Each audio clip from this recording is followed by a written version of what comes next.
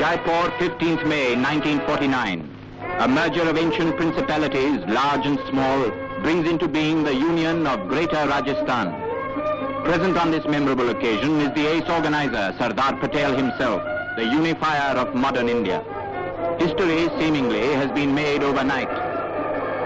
19 independent states of feudal India are now one. No city is more worthy of being capital to such a union than Jaipur, the city that is a rhapsody in stone. Built in 1720 by Maharaj Jai Singh II, the fair face of Jaipur has not faded with the passing years.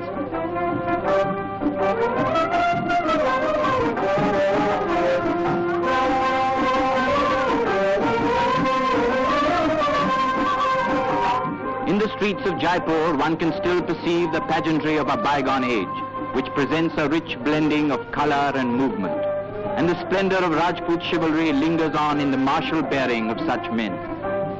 It has been truly said of them that their character shines brightest in adversity, and they know not what it is to fly from the field of battle.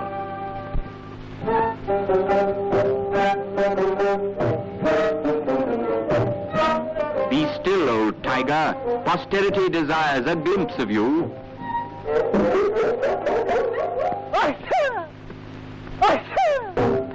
He says, posterity be hanged. That sneeze was an act of God, so I don't pay. And if the men of Rajasthan are noted for their valor, their women are nonetheless famed for their charm and deportment, and rivaled only by the enchanting architecture that is around them. This is the Hawa Mahal, Palace of the Winds, graced by a myriad balconies, from which in olden times the ladies of the court gazed in wonder at the outside world. The design of the buildings is proof of the happy fusion of Rajput and Mughal styles.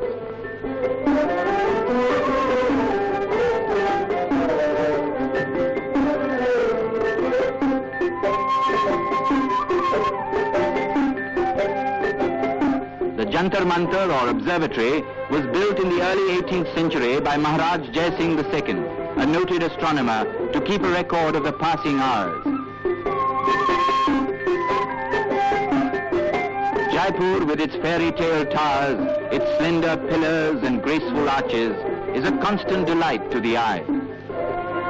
No wonder then that it is fittingly called a dream city in stone. These interesting exhibits from Jaipur's museum are an excellent record of the days when a man's skill with such weapons meant all the difference between victory and defeat. We, who now live in the era of push-button warfare, may dismiss such arms as curious antiques, but to fight with honor was then a soldier's pride. These are no men from Mars, but descendants of those ancient warriors who exemplify that the age of chivalry still lingers on. Rajasthani painting, which is of a high order, is essentially an art of outline, with detail filled in glowing colors. 10 centuries of a noble tradition look down upon these young students of an open-air school. But it is not only the men and boys of Rajasthan who can bask in an ancient glory. The heroic deeds of her women are also on record in fact and fable. These college girls portray through mime an age-old song of the harvest.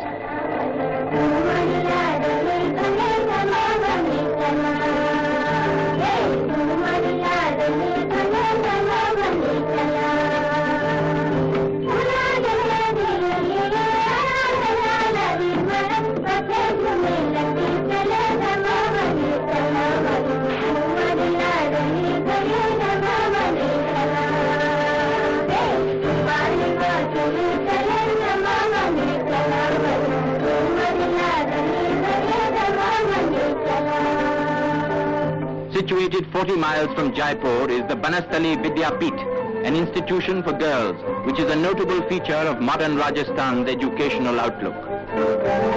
Besides the general curriculum, students are given a thorough training in household tasks, even if they do burn their fingers once in a while. Well, that's one way of getting around the petrol shortage.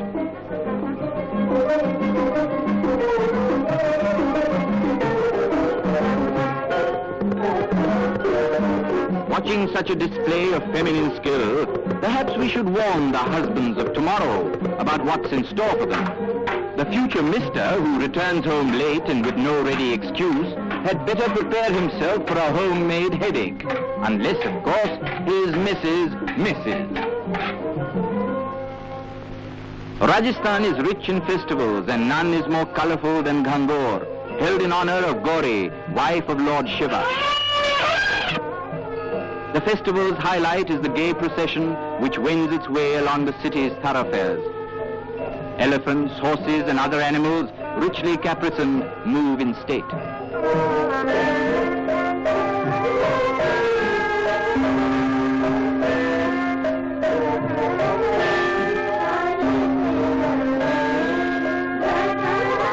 Due homage is paid to the goddess Gauri with devotional songs.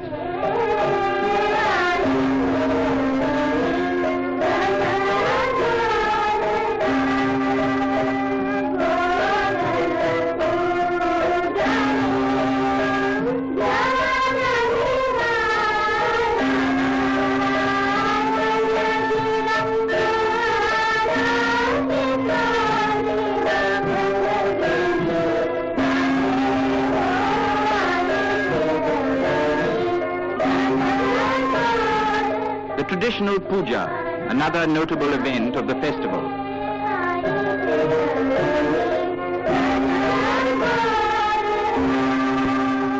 And what would a festival be without the timely dance?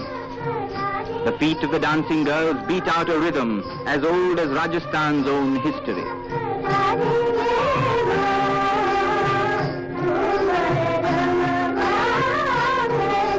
Dancing feet. And feet mean footwear. Even here, Jaipur's fertility of design is well apparent in the cobbler's craft. Jaipur enamel or Minakari work has always been in a class of its own.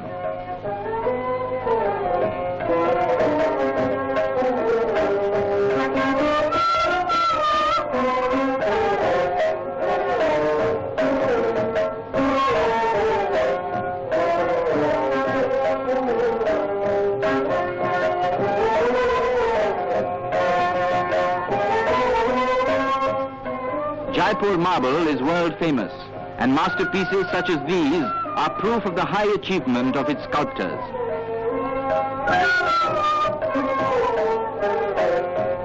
The statues in the Jagat Shiromani Mandar, or popularly known as the Meera Mandar, are worthy of a special mention. Gazing at them in this peaceful setting brings back memories of the saintly Meerabai from across the distant years.